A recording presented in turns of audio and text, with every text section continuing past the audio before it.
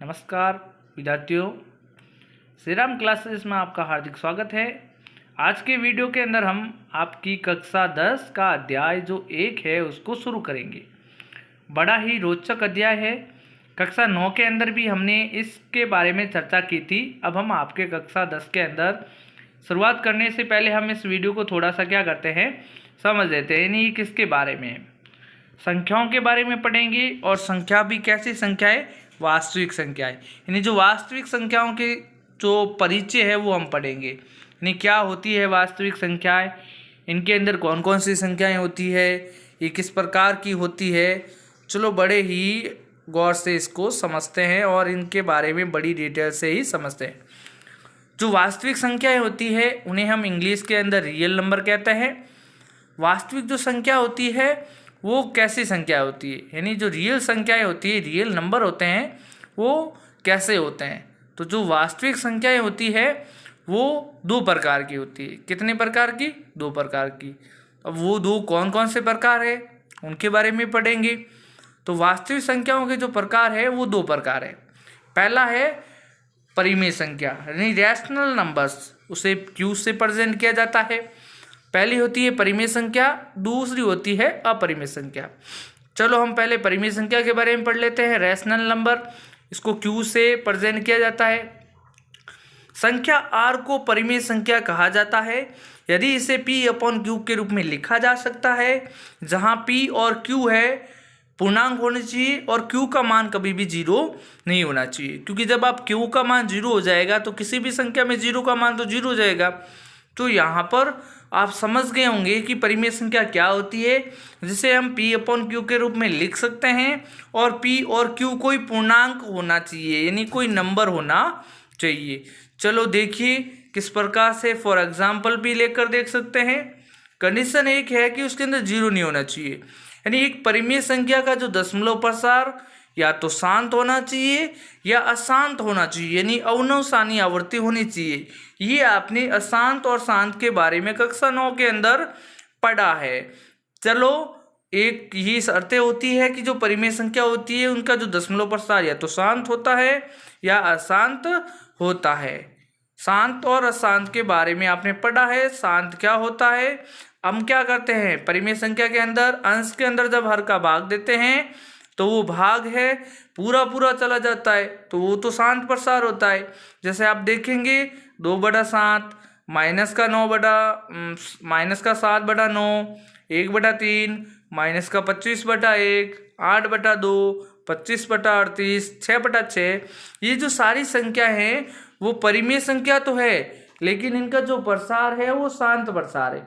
क्योंकि जब हम इनके अंदर अंश के अंदर जब हर का भाग देंगे तो भाग है वो पूरा पूरा चला जाएगा, यहाँ पर शेषफल बिल्कुल भी नहीं बचेगा। इसलिए वो कैसा, जो प्रसार है वो कैसा हो जाएगा, शांत हो जाएगा।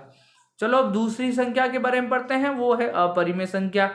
ये अपरिमेय संख्या क्या होती है, जैसे परिमेय संख्या होती है उसका अपोजिट होता है। परिमेय संख्या होती है कि जिनको पी अपॉन क्यू के रूप में व्यक्त कर सकते हैं वो तो परिमेय, अब नहीं कर सकते हैं वो क्या होगी, अपरिमेय। यानी संख्या s को हम अपरिमेय संख्या कहा जाता है, यानी s से प्रेजेंट किया जाता है। यदि इसे p अपॉन क्यू के रूप में व्यक्त नहीं कर पाते हैं तो वो कैसी संख्या हो जाती है, अपरिमेय संख्या। जैसे आप कहेंगे कि √2, जब हम √2 को सॉल्व करते हैं ना तो 1.4142 समथिंग डॉट डॉट डॉट कुछ संख्या आती है। ऐसे ही √3 को देख लीजिए, √5 को देख लीजिए, पाई को देख लीजिए। जो पाई का जो शुद्ध रूप होता है 22/7 कहते हैं, वो लगभग होता है। उसका जो रियल माप होता है वो 3.14 डॉट डॉट डॉट, यानी जो इसका 22 के अंदर हम 7 का भाग देते हैं तो वो भाग खत्म ही नहीं होता है, वो भाग आगे से आगे बढ़ता ही जाता है, संख्या बढ़ती जाती है, आगे से आगे संख्या दूसरी आती रहती है। इसलिए हम इनको क्या कहते हैं, अपरिमेय संख्या। और एक बात आप ध्यान रखिए कि रूट के अंदर अगर कोई संख्या अपरिमेय आ जाती है, अभाज्य आ जाती है, तो वो संख्या हमेशा अपरिमेय ही होगी। तो अपरिमेय संख्याओं का जो दशमलव प्रसार होता है वो अशांत अवनवसानी आवर्ती होनी चाहिए, यानी नॉन टर्मिनेटिंग नॉन रिक्यूजिंग ये होना चाहिए, यानी अशांत प्रसार होना चाहिए। आई बात समझ में यानी भाग पूरा पूरा नहीं जाना चाहिए। जैसे फॉर एग्जाम्पल आपने कह दिया कि √2, √3, √5, पाई, ये आदि जो संख्या है वो अपरिमेय संख्या है। आपको पता कैसे चलेगा? अभी मैंने तरीका बताया कि रूट के अंदर अगर अभाज्य संख्या आ जाती है, अभाज्य संख्या आ जाती है, तो वो अपरिमेय संख्या बन जाएगी। वह संख्या जिसका दशमलव प्रसार अशांत या अवनवसानी आवृत्ति होती है वो कैसी संख्या होती है? अपरिमेय संख्या। फॉर एग्जाम्पल जैसे अभी आपने समझा था, उसी प्रकार से आपको समझना है। अब पढ़ेंगे वास्तविक संख्याओं के दो प्रकार आपने जाने, एक तो होती है परिमेय संख्या, एक होती है अपरिमेय संख्या। परिमेय के बारे में भी पढ़ा। अब परिमेय संख्या होती है उसके भी कुछ प्रकार है। पहला प्रकार है पूर्णांक। क्या है? पूर्णांक। दूसरा शांत, तीसरा अवनवसानी आवृत्ति। परिमेय संख्या के 3 भाग होते हैं, पूर्णांक, शांत और अशांत, या फिर ऐसे कह सकते हैं अवनवसानी आवृत्ति। चलो अब इन तीनों के बारे में भी हम डिटेल से थोड़ा डिस्कस कर लेते हैं। पहला पढ़ते हैं पूर्णांक। पूर्णांक को z से प्रेजेंट किया जाता है। किससे? z से। पूर्णांक का आप इस शब्द से इसका अर्थ निकाल सकते हैं। पूर्णांक का मतलब पूर्ण प्लस अंक, यानी पूरा पूरा अंक, यानी ऐसे अंक जो कैसे हो? पूरे पूरे हो। जैसे आप कहेंगे -5, -4, -2, -1, 0, 1, 2, 3, 4 डॉट डॉट, यानी जो ये अंक है वो पूरे पूरे, अधूरे नहीं है, तो इसे हम क्या कह सकते हैं? पूर्णांक। और भी एग्जाम्पल देख लो। जैसे ही आपको एग्जाम्पल दे रखे हैं -5.0, -4.0, 3.0, 2.0 आदि डॉट डॉट, तो ये जो सारे एग्जाम्पल है वो आपके पूर्णांक में है। समझ में आ गई बात? क्योंकि जो दो अंक है वो पूरे पूरे हैं। अब हम पढ़ते हैं शांत के बारे में। शांत क्या होता है? अभी थोड़ी देर पहले हमने डिस्कस किया था कि जब हम भिन्न के अंदर यानी पूर्णांक के अंदर जब अंश के अंदर हर का भाग देते हैं तो भाग पूरा पूरा नहीं जाता है, यानी संख्या p/q कुछ परिमित चरणों के बाद दशमलव प्रसार का अंत हो जाता है, वो तो होती है आपकी शांत, यानी भाग है वो पूरा पूरा चला जाता है। जैसे आप एग्जाम्पल के रूप में 9/4, यानी आप जब 9 के अंदर 4 का भाग दोगे तो क्या आएगा? 2.25 आएगा।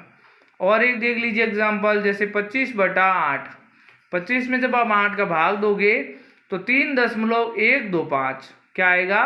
3.125। तो जब पॉइंट का बाद जो अंक आएगा वो समाप्त हो जाएगा, आगे भाग बढ़ता नहीं रहेगा, यानी भाग खत्म हो जाएगा। तो ये जो हमारी संख्याएं हैं जो भिन्न है, पूर्णांक है, वो कैसे हैं? शांत प्रसार के रूप में हैं। आ गई होगी बात समझ में आपको? शांत प्रसार कहते ही आपको ये समझ जाना है कि जो भिन्न के अंदर अंश के अंदर जब हम p/q के रूप में जो लिख रहे हैं उसके अंदर भाग है वो पूरा पूरा जा रहा है। अब अवनवसानी इसकी क्या है? उल्टी है। उल्टी यानी विपरीत। जैसे शांत प्रसार होता है जिसमें भाग चला जाता है, इसके अंदर भाग नहीं जाता, यानी p/q कुछ चरणों के बाद शेष की पुनरावृत्ति होने लगती है, जिससे दशमलव प्रसार निरंतर जारी रहता है। दूसरे शब्दों में हम भागफल में अंकों का एक पुनरावृत्ति खंड प्राप्त होती है। तब ये कह सकते हैं कि जो प्रसार है वो कैसा है? अवनवसानी आवृत्ति वाला है। कैसा है? अवनवसानी आवृत्ति का है, यानी भाग देंगे तो भाग जो होगा वो समाप्त नहीं होगा, कुछ ना कुछ शेषफल बचता रहेगा, या फिर जो भाग के बाद जो संख्या है वो शेष भागफल आती है वो वही प्राप्त होगी। जैसे 1/3, जब आप 1 के अंदर 3 का भाग दोगे तो जो भागफल आएगा वो 0.333 डॉट डॉट, यानी जो 3 अंक है वो क्या होता रहेगा?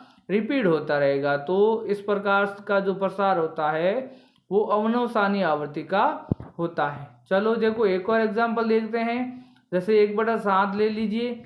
1/7 लेने पर 0.142857142857 यानी जो 142857 जो अंक है वो क्या होते हैं? रिपीट होते रहते हैं, यही अंक आते रहेंगे। आप भले ही अपनी कॉपी को पूरा भर दीजिए भाग से, ये भाग है कभी भी खत्म नहीं होगा, हमेशा ही ये जो अंक है वो रिपीट होते रहेंगे। अतः ये कैसा प्रसार हो जाएगा, कैसी आवर्ती हो जाएगी, अशांत आवर्ती हो जाएगी।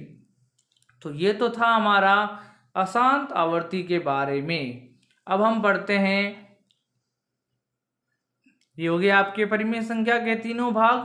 पहला पूर्णांक, दूसरा पढ़ा आपने शांत, अब फिर पढ़ा अवनवसानी आवर्ती। अब पूर्णांक भी होते हैं, वो दो प्रकार के होते हैं। कौन कौन से? एक तो होता है ऋणात्मक पूर्णांक, दूसरा होता है पूर्ण संख्या। अब ऋणात्मक पूर्णांक क्या होते हैं? ऋणात्मक पूर्णांक का मतलब आप इसके नाम से ही समझ गए होंगे। ऋणात्मक, ऋण आत्मक, यानी जो माइनस की संख्या है, माइनस के पूर्णांक है, वो क्या होते हैं? ऋणात्मक पूर्णांक होते हैं। चलो ऋणात्मक पूर्णांक के बारे में पढ़ते हैं। फॉर एग्जाम्पल आप संख्याएं देख लीजिए, -8, -7, -6, -5, -4, -3, -2 आदि। और जो पूर्ण संख्या होती है वो क्या होती है? यानी वोवेल्स नंबर। आपने ये भी सुना होगा प्राकृत संख्या और पूर्ण संख्या के बारे में, यानी उसको W से प्रेजेंट किया जाता है, धनात्मक पूर्णांक प्लस 0। यानी जब आप जो नेचुरल नंबर होते हैं उसमें आप 0 काउंट कर देते हैं तो वो पूर्ण संख्या बन जाती है। प्राकृत संख्या होती है वो 1 से स्टार्ट होती है, यानी 1 से अनंत तक की सभी संख्याओं को हम प्राकृत संख्या कहते हैं। और जब हम नेचुरल नंबर यानी प्राकृत संख्या में 0 ऐड कर लेते हैं तो हमारी पूर्ण संख्याएं बन जाती है।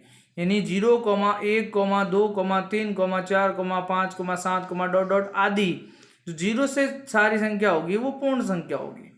तो ये तो हमारा पार्ट हो गया पूर्ण संख्या के बारे में। तो इस चार्ट को बड़े अच्छे से समझना, ध्यान रखना। अब पूर्ण संख्याएं होती है, एक तो उसमें 0 होता है और दूसरा प्राकृत संख्या होती है, क्योंकि प्राकृत संख्या में ही 0 सम्मिलित करने पर पूर्ण संख्या बन जाती है। और प्राकृत संख्या होती है वो सारी धनात्मक संख्याएं होती है, उसके अंदर कोई भी ऋणात्मक अंक नहीं होता है। प्राकृत संख्या के अंदर सारी ही प्लस वाली संख्या होती है, धनात्मक अंक होते हैं।